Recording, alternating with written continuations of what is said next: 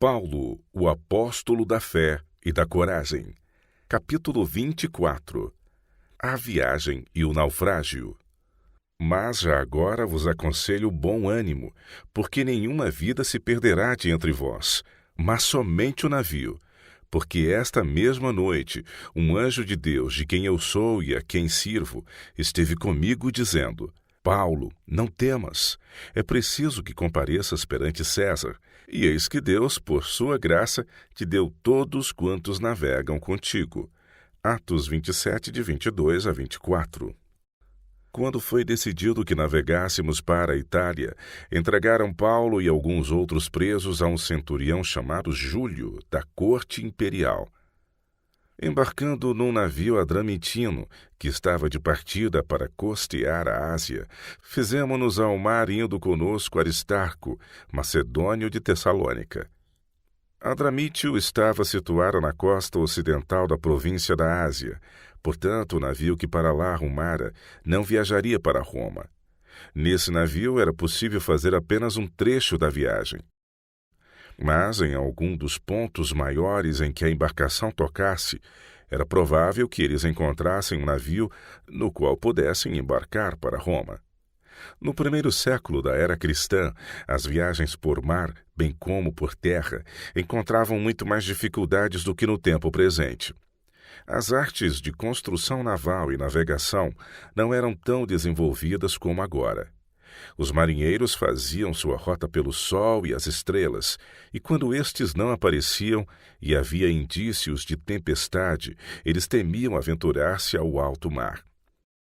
A estação do ano em que a navegação era segura já estava muito avançada, antes de o apóstolo partir de Cesareia, e se aproximava rapidamente o tempo em que as viagens por mar estariam encerradas para o ano. Cada dia de tardança aumentava o perigo da viagem. Mas a viagem, que seria difícil e perigosa para o viajante comum, seria duplamente probante para o apóstolo como prisioneiro. Os soldados romanos eram considerados responsáveis pela segurança dos seus prisioneiros, e se algum deles escapasse, os soldados teriam que pagar com a própria vida por isso. Isto havia levado ao costume de acorrentarem os prisioneiros pelo seu pulso esquerdo ao pulso esquerdo dos soldados. Assim, além de o apóstolo não poder ter nenhuma liberdade de movimento, era colocado em próxima e constante ligação com homens do mais incompatível e repulsivo caráter. Homens que eram não apenas mal educados e grosseiros, mas que, devido à desmoralizadora influência de seu ambiente, haviam se tornado brutais e degradados. Este costume, porém, era menos rigidamente observado a bordo do que quando os prisioneiros estavam em terra firme. Uma circunstância suavizou grandemente as agruras da sorte de Paulo. Foi-lhe permitido usufruir da companhia de seus irmãos, Lucas e Aristarco. Em sua carta aos Colossenses, ele fala do último como prisioneiro comigo. Mas foi um ato de escolha por causa de sua afeição a Paulo que Aristarco partilhou de sua posição, a fim de poder confortá-lo em suas aflições. A viagem começou favoravelmente. No dia seguinte, após a partida, lançaram âncora no porto de Sidom. Ali o centurião Júlio, que ouvira o discurso do apóstolo perante Agripa e que tinha sido favoravelmente disposto para com ele, tratando Paulo com humanidade e sendo informado de que havia cristãos no local, permitiu-lhe ir ver os amigos e obter assistência. O favor foi altamente apreciado pelo apóstolo, que estava com a saúde debilitada e apenas escassamente provido de assistência ou conforto para a longa viagem. Sua breve estada em Sidom foi como um oásis em seu melancólico e enfadonho caminho, e demonstrou ser para ele um conforto e encorajamento durante as turbulentas semanas sobre o mar açoitado pela tempestade. Havendo deixado Sidom, o navio encontrou ventos contrários, e tendo-se desviado de uma rota direta, seu progresso foi muito lento.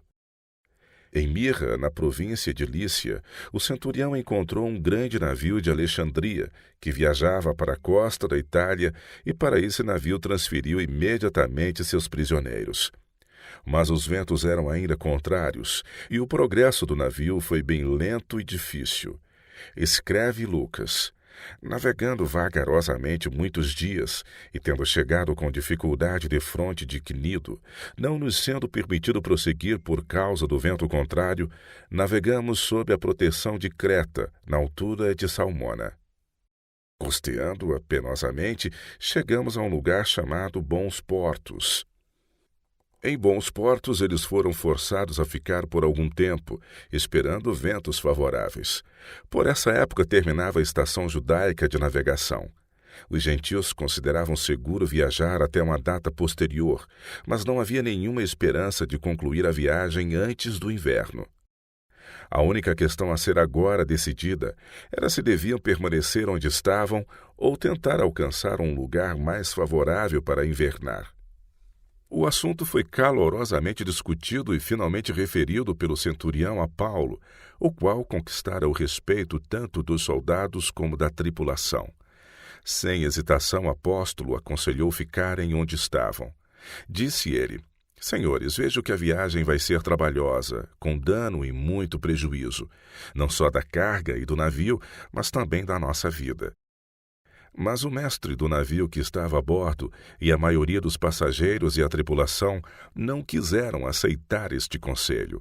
Insistiram que o porto de Bons Portos não era senão imperfeitamente protegido dos ventos hibernais, e que a cidade, sendo tão pequena, oferecia pouca ocupação para 300 marinheiros e passageiros durante uma permanência de vários meses. O porto de Fenice, a apenas 34 milhas de distância, tinha um bem protegido ancoradouro e era, em todos os aspectos, um lugar muito mais desejável para invernar. O centurião decidiu seguir o discernimento da maioria. De comum acordo, soprando brandamente o vento sul, deixaram Bons Portos com a lisonjeira perspectiva de que dentro de algumas horas chegariam ao porto desejado. Todos agora se regozijavam de que não tivessem seguido o conselho de Paulo, mas suas esperanças estavam destinadas a ser rapidamente desapontadas. Não tinham prosseguido muito, quando um vento tempestuoso veio do sul, tal como naquela latitude frequentemente sucede, e irrompeu sobre eles com implacável fúria. Desde o primeiro momento em que o vento atingiu o navio, a embarcação entrou em condição desesperadora. Tão repentinamente surgiu o vento que os marinheiros não tiveram tempo de se preparar e tão somente tiveram de deixar o navio à mercê da tempestade. Depois de algum tempo, eles se aproximaram da pequena ilha chamada Cauda e, enquanto estavam sob seu abrigo, fizeram tudo o que estava em seu poder, preparando-se para o pior. O bote salva-vidas, seu único meio de escape no caso de o navio afundar, estava amarrado e sujeito a ser feito em pedaços a cada momento. O primeiro trabalho foi içar este bote para bordo. Isto não era fácil, porque em meio àquela tormenta era com a maior dificuldade que os marinheiros podiam realizar a mais simples tarefa. Todas as precauções possíveis foram tomadas para tentar tornar o navio firme e seguro, e então não havia mais nada a fazer senão derivar à mercê do vento e das ondas. Não havia nenhum lugar em que eles pudessem correr para abrigo. O vento os estava levando, e mesmo a exígua proteção oferecida pela pequena ilha não durou muito. Tal foi o desastroso fim daquele dia, que havia começado com suaves brisas e altas esperanças. Toda a noite a tempestade rugiu e o navio fazia água. No dia seguinte, todos a bordo, soldados, marinheiros, passageiros e prisioneiros, uniram-se em lançar ao mar tudo o que podia ser dispensado. Veio outra vez a noite, mas o vento não cessou. O navio, batido pela tempestade, com seu mastro despedaçado e velas rotas, era atirado de um lado para o outro pela fúria do vendaval. A cada momento parecia que o madeiramento dos costados iria se abrir. Enquanto a embarcação rodopiava e estremecia sob o choque da tempestade. A invasão da água mais aumentava e passageiros e tripulação trabalhavam constantemente nas bombas. Não havia um momento de descanso para ninguém a bordo. E ao terceiro dia, escreve Lucas, nós mesmos com as próprias mãos lançamos ao mar a armação do navio. E não aparecendo havia já alguns dias, nem sol, nem estrelas, caindo sobre nós grande tempestade, dissipou-se afinal toda a esperança de salvamento. Um profundo desânimo caiu sobre aquelas 300 almas, depois de flutuar 14 dias desajudados e sem esperança, sob um céu sem sol e sem estrelas. Não tinham nenhum meio de cozinhar, nenhum fogo podia ser aceso, os utensílios tinham sido arrastados para o mar. E a maior parte das provisões estava molhada e estragada. De fato, enquanto seu navio estava lutando contra a tempestade e as ondas prefiguravam a morte, ninguém desejava alimento. No meio daquele terrível cenário, o apóstolo mantinha a calma e a coragem. Não obstante estivesse ele sofrendo fisicamente mais do que todos, tinha palavras de esperança para o momento mais crítico. Uma mão auxiliadora em cada emergência. Nesse tempo de provação, Paulo agarrou-se pela fé no braço do poder infinito, apoiando seu coração em Deus, e no meio do desânimo circundante sua coragem e nobreza de alma brilharam com o mais claro fulgor. Enquanto todos ao redor aguardavam apenas rápida destruição, esse homem de Deus, na serenidade de uma consciência irrepreensível, estava derramando suas ardentes súplicas em favor de todos. Paulo não temia por si mesmo, tinha certeza de que não seria tragado pelas águas em fúria. Deus lhe preservaria a vida para que pudesse testificar da verdade em Roma. Mas seu coração humano se comovia de piedade pelas pobres almas que lhe estavam ao redor. Pecadoras e degradadas como eram, não estavam preparadas para morrer. E ele suplicava ardentemente a Deus para que lhes poupasse a vida. Foi-lhe revelado que sua oração havia sido atendida. Quando houve calmaria na tempestade, de sorte que sua voz pudesse ser ouvida, ele pôs-se no convés e disse: Senhores, na verdade era preciso terem me atendido e não partir de Creta, para evitar este dano e perda. Mas já agora vos aconselho bom ânimo, porque nenhuma vida se perderá de entre vós, mas somente o navio. Porque nesta mesma noite um anjo de Deus, de quem eu sou e a quem sirvo, esteve comigo dizendo: Paulo, não temas, é preciso que compareças perante César. E eis que Deus, por sua graça, te deu todos quantos navegam contigo. Portanto, senhores, tende bom ânimo, pois eu confio em Deus que sucederá do modo por que me foi dito.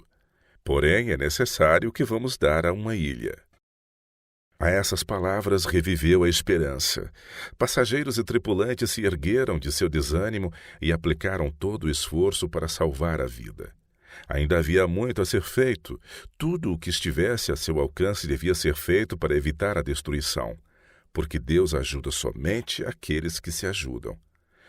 Foi somente na 14ª noite de tormenta, sobre as ondas negras e encapeladas, quando no meio do ruído da tempestade, os marinheiros distinguiram o som de ondas de arrebentação e suspeitaram que estavam se aproximando de alguma terra. E lançando o prumo, acharam 20 braças. Passando um pouco mais adiante, tornando a lançar o prumo, acharam 15 braças. Eles eram agora ameaçados por um novo perigo, o de seu navio ir dar em algum rochedo. Imediatamente lançaram 4 âncoras, que era a única coisa que poderia ser feita. Ao longo de todas as restantes horas daquela noite, eles esperaram, sabendo que cada hora dessas poderia ser a última. A infiltração de água aumentava constantemente e o navio poderia afundar a qualquer momento, mesmo se as âncoras estivessem firmes. Finalmente, através da chuva e da tempestade, uma luz cinzenta incidiu sobre seus rostos pálidos e cadavéricos. Os contornos da costa tempestuosa podiam ser vagamente vistos, mas não se percebia um só sinal de terra conhecida. Os egoístas marinheiros pagãos decidiram abandonar o navio e os tripulantes e salvar-se no bote que eles tinham com tanta dificuldade içado a bordo. Simulando que podiam fazer algo mais para garantir a segurança do navio, eles soltaram o bote e começaram a baixá-lo para o mar. Tivessem eles feito isso, teriam sido despedaçados sobre as rochas, enquanto que todos a bordo teriam perecido devido à incapacidade deles de manejar o navio que estava afundando. Nesse momento, Paulo percebeu o mau intento e evitou o desastre. Com sua habitual e pronta energia e coragem, disse ele ao centurião e aos soldados: Se estes não permanecerem a bordo, vós não podereis salvar-vos. A fé do apóstolo em Deus não vacilou. Ele não tinha dúvida concernente à sua própria preservação. Mas a promessa de segurança à tripulação tinha sido condicional ao seu cumprimento do dever. Os soldados, dando ouvidos às palavras de Paulo, imediatamente cortaram os cabos do batel e o deixaram cair ao mar. A hora mais crítica estava ainda diante deles, quando a habilidade, coragem e presença de espírito de todos a bordo seriam testadas. De novo, o apóstolo disse palavras de encorajamento e rogava a todos, marinheiros e passageiros, que tomassem algum alimento, dizendo: Hoje é o 14º dia em que, esperando, estais sem comer, nada tendo provado. Eu vos rogo que comais alguma coisa, porque disso depende a vossa segurança, pois nenhum de vós perderá nem mesmo um fio de cabelo. Paulo mesmo deu o exemplo. Tendo dito isto, tomando um pão, deu graças a Deus na presença de todos, e depois de o partir, começou a comer. Todos cobraram ânimo e se puseram também a comer. Aquela exausta, molhada e desanimada multidão de 276 almas, que não fosse Paulo ter-se-ia desanimado e desesperado, agora tomou novo ânimo e uniu-se ao apóstolo em sua primeira refeição em 14 dias. Depois disso, sabendo que seria impossível salvar a carga, eles aliviaram o navio, lançando ao mar o trigo com que estava carregado. A luz do dia tinha agora rompido plenamente, mas eles nada podiam ver que lhes determinasse o lugar em que estavam. Contudo, avistaram uma enseada onde havia praia. Então consultaram entre si se não podiam encalhar ali o navio. Levantando as âncoras, deixaram-no ir ao mar. Largando também as amarras do leme e alçando a vela de proa ao vento, dirigiram-se para a praia. Dando, porém, no lugar onde duas correntes se encontravam, encalharam ali o navio. A proa encravou-se e ficou imóvel, mas a popa se abria pela violência do mar.